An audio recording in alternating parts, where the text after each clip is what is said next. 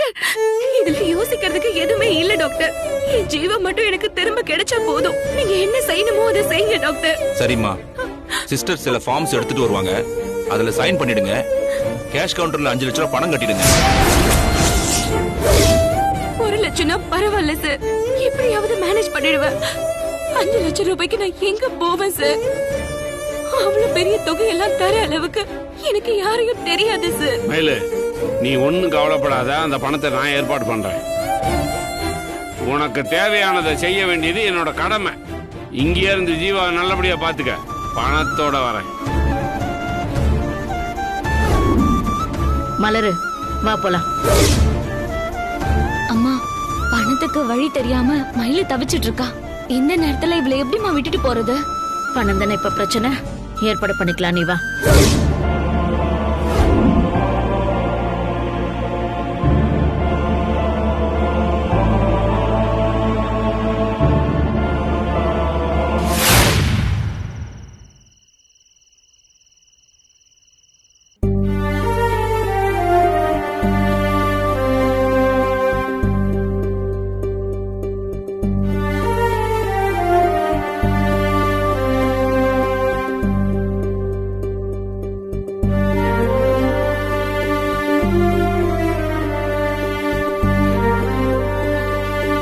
எப்பங்க வந்தீங்க? இப்பதான் வந்தேன். குடிக்க ஏதாவது எடுத்துட்டு வரட்டுமா? வேணாம். அப்போ டிஃபன் ரெடியா இருக்குங்க. டிஃபனாவது சாப்பிடுறீங்களா? பசிக்கல கஸ்தூரி. என்னாச்சுங்க, ஏன் ஒரு மாதிரியா இருக்கீங்க? கஸ்தூரி, உங்ககிட்ட எவ்வளவு நகை இருக்குங்க கஸ்தூரி? என்ன, ஒரு 20-25 பவுன் இருக்கும். அப்போ பணமா எவ்வளவு சேர்த்து வச்சிருக்க? அது ஒரு 2 லட்சம் இருக்குங்க. ஆமா, எதுக்கு இதெல்லாம் விசாரிச்சுட்டு இருக்கீங்க? இல்ல, அது ஒரு 2 லட்சம் ரூபாய் பணமும் 15 பவுன் நகையும் வேணும் கஸ்தூரி. என்னங்க விளையாடுறீங்களா? திடீர்னு அவ்வளவு பணமும் நகையும் எதுக்கு தேவைப்படுது? எதுக்குன்னு காரணம் சொன்னாதான் கொடுப்பியா? ஏங்க, 1000 2000 பரவாயில்லங்க. கையில இருக்கிற மொத்தத்தையும் கேக்குறப்போ ஏன் எதுக்குன்னு நான் தெரிஞ்சுக்க வேண்டாமா? இதுவே நான் அவசரமா 1 லட்சம் ரூபாய் கேட்டிருந்தா நீங்க கேள்வி கேட்காம என்கிட்ட கொடுத்துருவீங்களா? அப்படி என்ன செலவுன்னு என் வாயை புடுங்க மாட்டீங்க? உங்களுக்கு ஒரு நியாயம், எனக்கு ஒரு நியாயமா? இப்ப எதுக்கு நீ நீட்டி முடங்கிட்டு இருக்க? எதுக்கு இந்த பணம்னு காரணம் உனக்கு தெரியும், அவ்வளவுதானே? ஜீவாவுக்கு திடீர்னு ஆக்சிடென்ட் ஆயிடுச்சு. அவன் இப்போ ரொம்ப சீரியஸான கண்டிஷன்ல இருக்கான். உடனடியா சர்ஜரி பண்ணாதான் அவனை காப்பாற்ற முடியும்னு டாக்டருங்க சொல்லிட்டாங்க. அந்த சர்ஜரிக்கு ஒரு 5 லட்சம் ரூபாய் தேவைப்படும் சொன்னாங்க. ஓ, அந்த பணத்தை நாம கொடுக்கலான்னு தாராள பிரபு முடிவு பண்ணிட்டீங்களோ? ஆமாங்க கஸ்தூரி. உங்களுக்கு ஏதாவது புத்தி கிட்டி கெட்டு போச்சாங்க? யாருங்க அந்த ஜீவா? அவன் ஆபரேஷனுக்கு நாம ஏங்க தண்டை அழுவணும்? கஸ்தூரி, என்ன இப்படி கேட்ட? ஜீவா மயிலோட புருஷன் கஸ்தூரி. ஓ, அந்த மயிலுக்காக தான் இந்த ஊருக்கு வருகிறீங்களா? வேற யாருக்காவது இருந்தா போனா போதேன்னு நான் கொடுத்திருப்பேன். போனா அந்த கூறுகட்ட கழுதைக்கு சல்லி காசு கூட நான் கொடுக்க மாட்டேங்க. ஜெயில தள்ளி நம்ம குடும்பத்தையே நாசம் பண்ணவ. அவளுக்கு போய் உதவணும்னு சொல்றீங்களே, கொஞ்சமாச்சும் உங்களுக்கு அறிவு இருக்கா? கஸ்தூரி, அது எப்பவோ நடந்து முடிஞ்ச கதடி. நம்ம பையனே அது எல்லாத்தையும் மறந்துட்டு அக்கா அக்கா நான் பின்னாடி போயிட்டு இருக்கான். நீ ஏன்டி இன்னும் அதையே நினைச்சிட்டு இருக்க? அவ என் பிள்ளைக்கு செஞ்ச கொடுமையை இந்த ஜென்மத்துல என்னால மறக்கவே முடியாது. அவளுக்கு எந்த உதவியும் என்னால செய்ய முடியாது. கஸ்தூரி, புரியாம பேசாத. அவளுக்கு நம்மள விட்ட வேற யாரும் இல்ல கஸ்தூரி. அவ அம்மா இருக்கால, மருமகனை காப்பாத்த அவ காசு தர மாட்டாளா? நமக்கு என்னங்க அவசியம் வந்துச்சு? கஸ்தூரி, 5 லட்சம் ரூபாய் உடனே எடுத்து கொடுக்குற அளவுக்கு இந்த ஊர்ல அவங்களுக்கு யாரையும் தெரியாது. நம்மளும் அவங்களுக்கு உதவி செய்யலாம். இவ்வளவு பெரிய அமௌண்ட்டுக்கு அவங்க எங்கிட்டயும் போவாங்க. எங்கேயாவது போய் கொள்ளை எடுக்கட்டும், இல்ல கோயில் வாசல்ல போய் பிச்சை எடுக்கட்டும். நமக்கு எதுக்கு அந்த கவலை? என் பையனை அரெஸ்ட் பண்ணி என்ன அழ வச்சால, அவளுக்கு இதுவும் வேணும், இதுக்கு மேலேயும் வேணுங்க. கஸ்தூரி, மயில வாழ வேண்டிய பொண்ணு, அவளுக்கு இப்படிலாம் சாபம் கொடுக்காது. ஏன் கொடுக்க கூடாது? நான் என் வயிறு அறிஞ்சு சொல்றேங்க, அவ கஷ்டம் இதோட முடியாது. வாழ்க்கையில இன்னும் அவ நிறைய அனுபவிக்க போறா. போதும், நிறுத்து கஸ்தூரி. நான் அவ மேல கோவப்பட்டா உங்களுக்கு ஏன் என் மேல இவ்ளோ கோவம் வருது? அவ யாரு உங்களுக்கு? ஏதோ பெத்த பிள்ளை திட்டுற மாதிரி ஏன் இப்படி பொங்குறீங்க? கஸ்தூரி, நீ அவன் நிலைமையை புரிஞ்சுக்கா மனசாட்சியே இல்லாம பேசுற, அதனாலதான் நான் கோவப்பட்டேன். சரி அதெல்லாம் விடு, முடிவா நீ என்னதான் சொல்ற? அதான் நான் அப்பவே சொல்லிட்டேனே, அவளுக்காக ஒத்த பைசா கூட குடுக்கறதா நான் இல்ல. அவ புருஷனை காப்பாத்துறது அவ பாடு, நமக்கே அந்த தலையெழுத்துங்கிற. அப்படியெல்லாம் சொல்லாத கஸ்தூரி. நான் லஞ்சம் வாங்கினதா சொல்லி செய்யாத தப்புக்காக விஜிலன்ஸ் என்ன என்கொயரிக்கு கூட்டு போயிட்டாங்க. அது உனக்கும் தெரியும்ல. அதுல மட்டும் நான் மாட்டி இருந்தா என்ன சஸ்பெண்ட் பண்ணி ரொம்ப அசிங்கப்படுத்தி இருப்பாங்க. அப்படி எதுவும் ஆகாம பரமன் தான் இதெல்லாம் செஞ்சாருன்னு, அந்த கோவிந்தன் தான் பரமரை செய்ய வச்ச காரணம்னு மயிலு தான் இந்த உண்மையை கண்டுபிடிச்சு என்ன காப்பாத்து.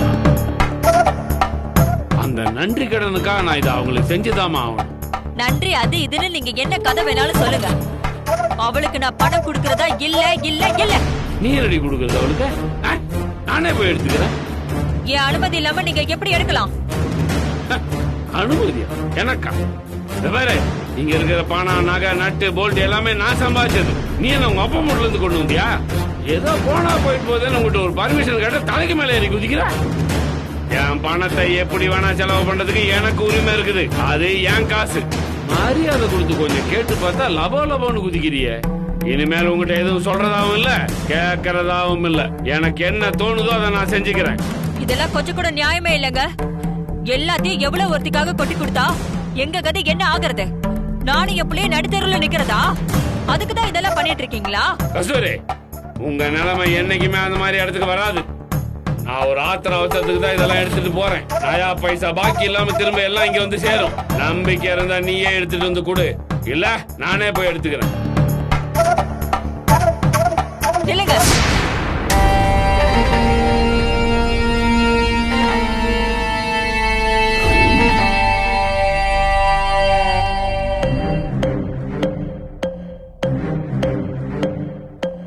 நீங்க கேட்ட பணமும் நகையும் இதுல இருக்கு.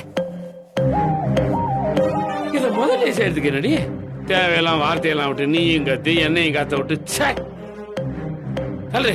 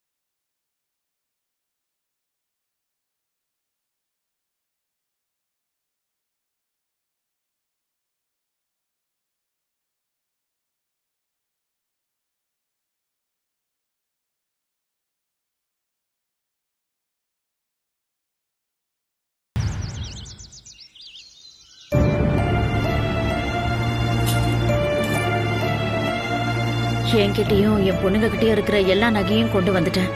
இதுக்கு எவ்வளவு கொடுப்பீங்கன்னு கொஞ்சம் பார்த்து சொல்லுங்க சேட்டு. 1 லட்சம் ரூபாய் வரைக்கும் கொடுக்கலாமா? ஐயோ, அது ரொம்ப குறைவு சேட்டு. எனக்கு 5 லட்சம் ரூபாய் வேணும். ஏதோ கொஞ்சம் குறைச்சு கொடுத்தாலும் பரவாயில்ல. 1 லட்சங்கிறது இப்ப எனக்கு பத்தாதுங்க. அதுக்கு நான் என்னமா பண்றது? நீங்க குத்த நகைக்கு இவ்வளவுதாமா வரும். வேணும்னா கழுத்துல இருக்க செயினே கழட்டி கொடுங்க, ஒரு 50,000 ரூபாய் சேர்த்து கொடுக்குறேன். சேட்டு, கழுத்துல இருக்கிற செயினையும் சேர்த்து தான் கொடுத்துருக்கேன். வெறும் கழுத்தோட இருக்க கூடாதுன்னு கவரிங் செயின் போட்டு வந்திருக்கேன். கொஞ்சம் பார்த்து சொல்லுங்க சேட்டு. கொஞ்சம் அவசரமா ஆபரேஷனுக்கு பணம் கட்டணும். நகையை தவிர பணம் தேத்துறதுக்கு என்கிட்ட வர வழி இல்ல. தங்கத்தோட விலைலாம் தான் ஏறி இருக்குல்ல. நான் கேட்டதுல பாதியாச்சும் கொடுத்தா கூட பரவாயில்ல. நான் எதிர்பார்க்கறது எங்கேயோ இருக்கு. நீங்க குடுக்கறேன்னு சொல்றது ரொம்ப கம்மியா இருக்குங்க. ஒருத்தர்கிட்ட கடனா வாங்குறது வேறேமா, நீங்க நகையை அடகையே வச்சு பணம் கேக்குறீங்க. அதுக்கே இவ்வளவுதான் வரும். இதுக்கும் மேல என்னால எதுவும் முடியாதுமா. நீங்க எங்க வேணா கேட்டு பாருங்க. வெறும் கையோட போறதுக்கு இந்த தொகையாவது கொடுப்போம். ஏதோ நம்மளால முடிஞ்சதை செஞ்சோங்கிற நிம்மதியாவது மிஞ்சும். சரிங்க சேட்டு, உங்களால என்ன முடியுமோ அதை கொடுங்க. சரிம்மா.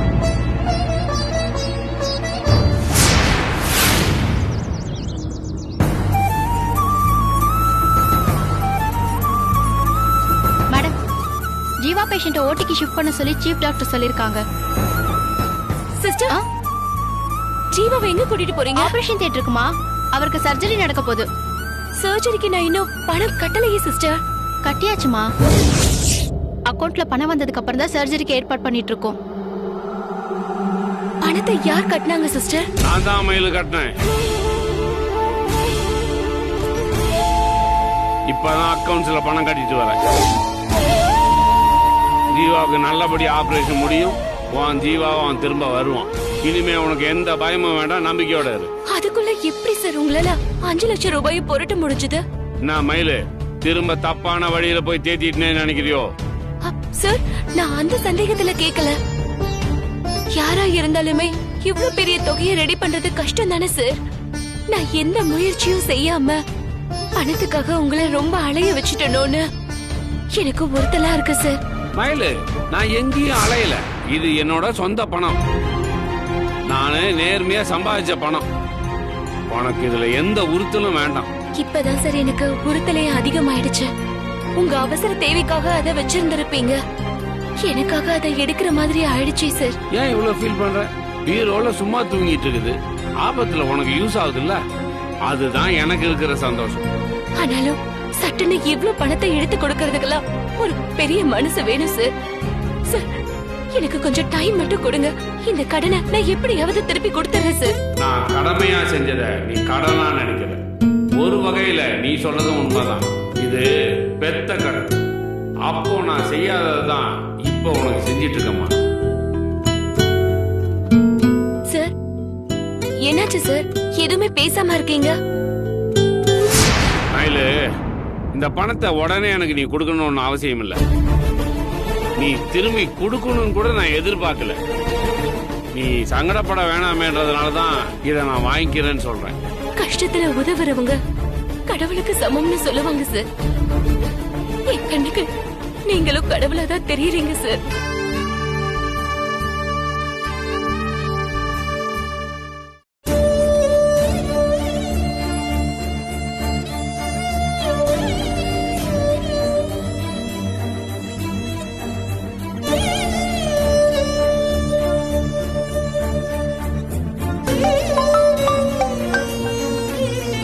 மயிலு, ஒண்ணும் ஆகாது, பயப்படாத. நீ ஜீவாவை பாத்துக்க, நான் போன் பேசிட்டு வரேன். உங்களுக்கு ஒண்ணும் ஆகாது ஜீவா. இந்த ஆபரேஷன் எந்த பிரச்சனையும் இல்லாம முடிஞ்சு நீங்க முன்ன மாதிரி மீண்டு வருவீங்க. என் காதல் உண்மைனா இது கண்டிப்பா நடக்கும் ஜீவா. அம்மா, சொல்லுங்கம்மா. ஆபரேஷனுக்கு பணம் கட்டணுமா? 5 லட்சம் ஆகும்னு சொன்னாங்க. பணம் இல்லங்கிறதுக்காக வைத்தியம் பார்க்காம நிறுத்திடாதீங்க. பாவாவ வாழ வேண்டிய பொண்ணு. அதுக்கு ஏதாவது ஒண்ணு ஆச்சுன்னா என் குடும்பத்துக்கு பழிப்பாம வந்து சேர்ந்துருமா? இப்ப 1 லட்சம் தான் இருக்கு. இத வச்சுக்கிட்டு வைத்தியம் ஆரம்பிங்க. 2 நாள்ல மீதியை எப்படியாவது கட்டிடுறேன். அவர் உசுரை எப்படியாச்சும் காப்பாத்தி கொடுங்கம்மா. முதல்ல பேஷண்ட் பேரை சொல்லுங்கம்மா. ஜீவா.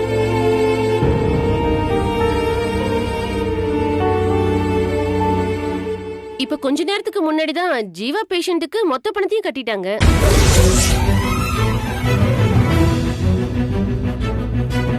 இல்லம்மா, அவருக்கு வேற யாரும் பணம் கட்டுறதுக்கு இல்ல. அதே பேர்ல வேற யாராச்சும் இருக்காங்களான்னு பாருங்க. அம்மா, அப்படிலாம் இல்லம்மா. நீங்க சொல்ற ஜீவா ஆக்சிடென்ட் கேஸ்ல அடிபட்டு தானே? ஆமாம்மா.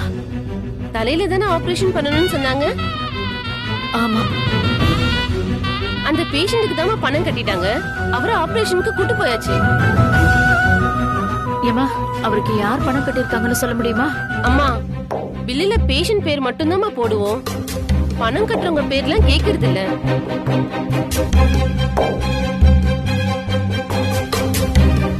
அம்மா, அங்க போன் பீஸ் போறாருலம்மா, அவர் தான் பணம் கட்டினாரு.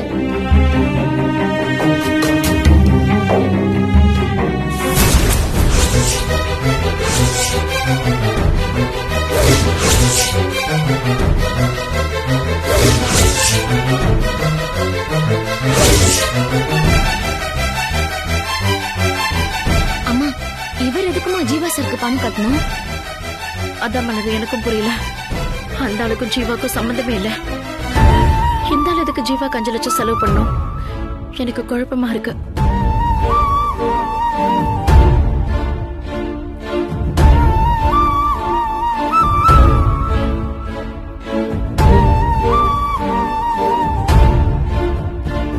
ஏமா, ஒருத்தர் பேரை சொல்லி யார் பணம் கொடுத்தாலும் வாங்கிப்பீங்களா?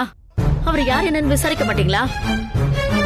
ஜீவா எங்களுக்கு தெரிஞ்சவர், அவருக்காக யாரும் ஒருத்தர் ஏமா பணம் கட்டணும்? அம்மா, இந்த கேள்வியை நீங்க அவங்க கிட்ட தான் கேட்கணும். பணம் வாங்கிட்டு பில் கொடுக்கறதா எங்க வேலை. பேஷண்ட்டுக்கும் பணம் கட்டுறதுக்கும் என்ன சம்பந்தம்னு விசாரிக்கிறதுல எங்க வேலை இல்லம்மா. மலரு, இனிமே இங்க நிக்க வேண்டாம், வா போலாம். அம்மா என்னம்மா சொல்ற? ஜீவா சார் ஆபரேஷனுக்கு கூட்டிட்டு போயிட்டாங்களா? இப்ப நாம தானே மயிலுக்கு ஆதரவா இருக்கணும். தேவையில்லடி, நாம என்ன டாக்டரா கூடவே இருந்து காப்பாத்துறதுக்கு? அது அந்த ஆள் இருக்காரு, அவ புருஷனுக்காக 5 லட்சம் கட்டினவரு கூடவே நின்னு பாத்துக்க மாட்டாரு? அம்மா இருந்தாலும் நாம இருக்கிற மாதிரி வராதுமா. மயிலும் நாம கூட இருக்கணும்னு தானே எதிர்பார்ப்பா. தேவையில்லடி, அவளுக்கு இப்ப புதுசா நிறைய உறவு கிடைச்சிருச்சு. நாம இருந்தாலும் இல்லனாலும் இப்ப அவளுக்கு ஒரு பிரச்சனையும் இல்ல. நீ இப்ப எப்படி வரியா இல்லையா? அம்மா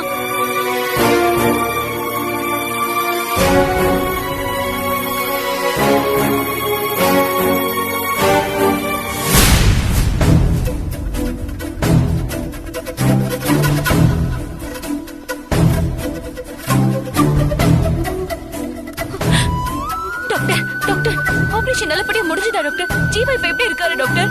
நாங்க நினைச்சதை விட சர்ஜரி பாசிட்டிவாவே முடிஞ்சிருச்சு. Jeeva is out of danger now. அவர் பொழைச்சிடுவாராங்கிற பயம் இனிமே உங்களுக்கு வேண்டவே வேண்டாம்.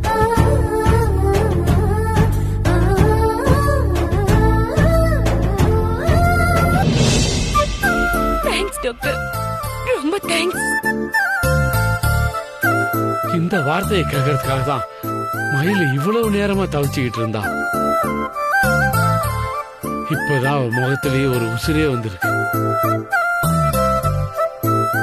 டாக்டர், ஜீவா கண்ணு முழிச்சிட்டாரா? இப்ப போய் நான் அவரை பார்க்கலாமா? அவசரப்படாதீங்கம்மா, நான் சொல்றத கொஞ்சம் பொறுமையா கேளுங்க. சர்ஜரி மூலமா பிளட் கிளாட்ட 95% கரைச்சாச்சு. மீதி 5% மூளையோட கிரிட்டிக்கல் ஏரியாவில் இருக்கிறதுனால அதை ஒண்ணுமே செய்ய முடியல. டாக்டர், என்ன சொல்றீங்க?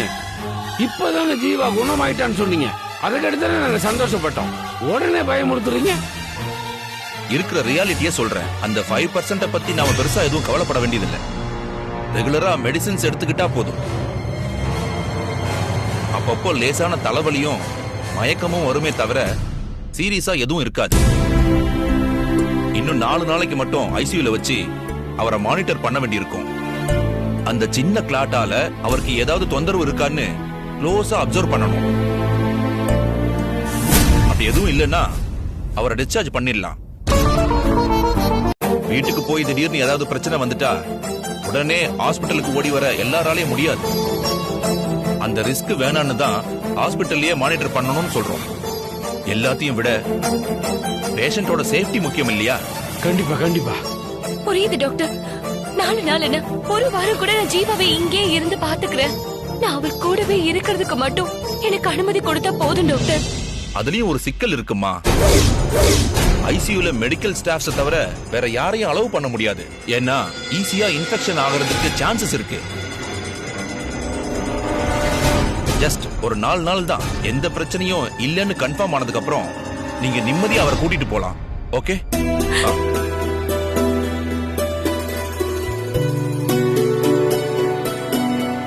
ஜீவா குணமான சந்தோஷத்தை என்னால முழுசா அனுபவிக்க முடியலையே சார். வீட்டுக்கு அனுப்பலனா கூட பரவாயில்ல, பக்கத்துல கூட இருக்க கூடாதுன்னு டாக்டர் சொல்றாரே. மயிலு, சூழ்நிலை அப்படி இருக்குது. ஜீவாவோட நல்லதுக்காக நீ இந்த கஷ்டத்தை தாங்கிதான் ஆகணும். இப்போ ஜீவாவை இங்க கொண்டாந்து அட்மிட் பண்ணும்போது அவர் பொழைப்பாராங்கிற சந்தேகத்தோட தானே இங்க சேர்த்தோம். ஆனா டாக்டர்ஸ் எல்லாரும் சேர்ந்து அவரை காப்பாத்தி கொடுத்துட்டாங்கல்ல. அத நினைச்சு நீ மனசை தேத்திக்க. எந்த பிரச்சனையும் இல்லாம அவரை அனுப்பிச்சு வைக்கிறதுக்காகத்தானே அவர் 4 நாள் இங்க இருக்கணும்னு சொல்றாங்க. அந்த 4 நாள் உனக்கு 4 நிமிஷம் மாதிரி ஓடி போயிடும். அதுக்கப்புறம் நேரா ஜீவாவை என் வீட்டுக்கு கூட்டு போயிடுவோம். உங்க வீட்டுக்கா? ஏன் சார்? மயிலு, உங்களுக்கு நடந்தது வெறும் ஆக்சிடென்ட் இல்ல, அட்டெம்ப்ட் மர்டர். என்ன சார் சொல்றீங்க? மர்டர் அட்டெம்ப்டா? அந்த மயில் வாகனம் உனக்கு வச்ச குறியில எதிர்பாராத விதமா நம்ம ஜீவா மாட்டிக்கிட்டோம். ஆனா எத்தனை தடவை நீ மிஸ் ஆனாலும் மயில் வாகனம் உன்னை கொல்லாம விடவே மாட்டான். உன்னை கொல்லுங்கிற வெறியோட திரும்ப உன்னை துரத்துவான். அதனால நீயும் ஜீவாவும் கொஞ்ச நாளைக்கு என் வீட்டில் இருக்கிறதா உங்களுக்கு சேஃப். மயிலு, இது உன்னோட நல்லதுக்காக மட்டும் இல்லை, உன்னோட ஒட்டுமொத்த குடும்பத்தோட நல்லதுக்காகவும் தான் சொல்றேன். மயில் வாகனம் எப்போ உன்னை தூக்கணும்னு குறியா இருப்பான். 2-3 தடவை உன்னை ரோட்ல வச்சு தூக்கணும்னு ஆசைப்பட்டவன் நாளைக்கு வீட்டுக்கே ஆள் அனுப்ப மாட்டான்னு என்ன நிச்சயம்? உங்க வீட்லயோ அம்மா அக்கான்னு எல்லாம் லேடிஸா இருக்கீங்க. வர்றவனுங்க ரவுடி பசங்க. அவங்கள நீங்க எப்படி சமாளிப்பீங்க? அவனுங்களால உங்க உசுருக்கு மட்டும் இல்ல, அவனுங்களால உங்க மானத்துக்கும் பிரச்சனை வரலாம். ஏடா குடும்பம் ஏதாவது நடந்துருச்சுன்னு வை, அதை உங்க குடும்பத்தால தாங்கிக்க முடியுமா? உன் ஒருத்திக்காக உன் ஒட்டுமொத்த குடும்பம் பாதிக்கப்பட்டக்கூடாது. இதையெல்லாம் நல்லா யோசிச்சு தான் நான் இந்த முடிவுக்கே வந்தேன். நீ என்ன சொல்ற?